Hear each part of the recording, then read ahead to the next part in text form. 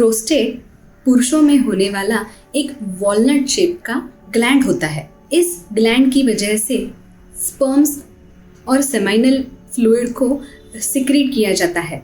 Ejaculation के दौरान इस प्रोस्टेट ग्लैंड का एक बहुत ही अहम रोल होता है। अगर इस प्रोस्टेट ग्लैंड में कैंसर डेवलप हो जाए तो उसे प्रोस्टेट कैंसर ऐसे कहा जाता है। प्रोस्टेट यूरिनरी ब्लैडर के ठीक नीचे मौजूद होता है। प्रोस्टेट के अंदर से यूरेथ्रा यानी कि यूरिन का ट्रैक्ट पास होता है। इसीलिए अगर प्रोस्टेट में कोई स्वेलिंग, प्रोस्टेट में कैंसर डेवलप हो जाए तो यूरिन को पास करने में काफ़ी दिक्कत महसूस हो सकती है। यूजुअली प्रोस्टेट कैंसर एक काफ़ी स्लो ग्रोइंग कैंसर होता है। कई लोगों में, कई पुरुषों में ये कैंसर कई सालों तक ग्रो ही नहीं होता। At the same time prostate cancer कुछ मर्दों में काफ़ी रैपिडली, काफ़ी फास्ट ग्रो होता है और काफ़ी फास्ट स्प्रेड भी हो सकता है।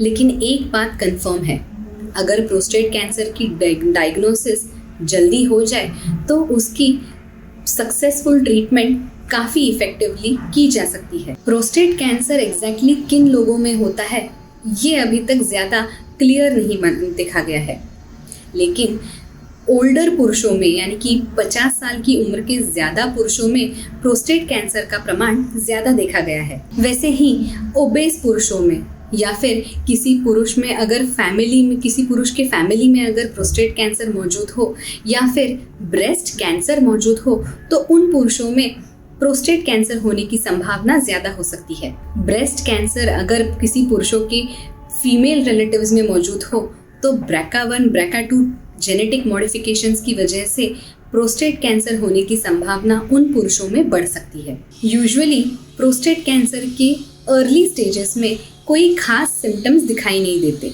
लेकिन अगर प्रोस्टेट कैंसर थोड़ा सा एडवांस हो गया है, थोड़ा सा बढ़ गया है तो उसकी वजह से सिम्टम्स दिखाई दे सकते हैं। ये प्रोस्टेट ग्लैंड यूरेथ्रा को सराउंड करके मौजूद होता है, इसीलिए इसमें अगर कोई स्वेलिंग आ जाए या ग्रोथ डेवलप हो जाए तो यूरिन के पैसेज में तकलीफ हो सकती है। यूरिन को पास करने के लिए बहुत ज़्यादा जोर लगाना, बहुत दिक्कत महसूस होना, यूरिन में खून चला जाना, सीमेन में खून आना, हड्डियों में दर्द होना, बिना किसी कारण के वजन घटना, थकान महसूस होना, इनफैक्ट इरेक्टाइल डिस्फंक्शन होना, ये सारे प्रोस्टेट कैंसर के सिम्टम्स हो सकते हैं। अगर प्रोस्टेट कैंसर अर्ली स्टेजेस में डायग्नोज ना हो और ये अगर फर्दर इंक्रीज होता जाए तो उसकी वजह से मेटास्टैसिस हो सकता है। ये फैल के बॉडी के अलग अलग हिस्सों में पहुंच सकता है। वैसे ही इनकॉन्टिनेंस यानी कि यूरिन सही से ना पास करने की वजह से यूरिन रिलेटेड प्रॉब्लम्स भी, यूरिन रिलेटेड कॉम्प्लिकेशंस भी डेवलप हो सकते हैं। इरेक्टाइल डिस्फंक्शन भी प्रोस्टेट कैंसर की वजह से हो सकता है। प्रोस्टेट कैंसर को कुछ हद तक प्रिवेंट किया जा सकता है एक अच्छे लाइफस्टाइल को फॉलो करके, अच्छे लाइफस्टाइल को अडेप्ट करके, सब्जियां और फ्रूट्स का डाइट कंज्यूम करके, हेल्थ सप्लीमेंट्स को कम और नेचुरल फूड सोर्सेस को ज़्यादा प्रेफर करके प्रोस्टेट कैंसर को प्रिवेंट किया जा सकता है। रेगुलरली एक्सरसाइज करें, अपना वज़न कंट्रोल में रखें। अगर आपको प्रोस्टेट कैंसर होने की संभावना ज़्यादा है, यानी कि अगर आपकी फैमिली में किसी को प्रोस्टेट कैंसर रह चुका है तो उसके बारे में अपने डॉक्टर से ज़रूर बात करें। रेगुलर हेल्थ चेकअप करवाएं। PSA यानी कि प्रोस्टेट स्पेसिफिक एंटीजन नाम का एक ब्लड टेस्ट होता है जो प्रोस्टेट कैंसर का ट्यूमर मार्कर होता है।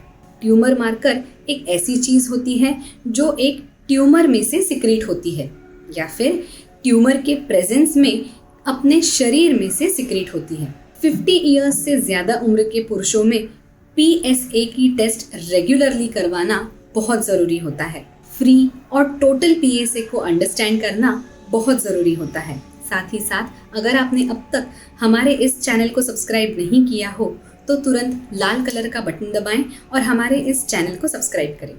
Thank you.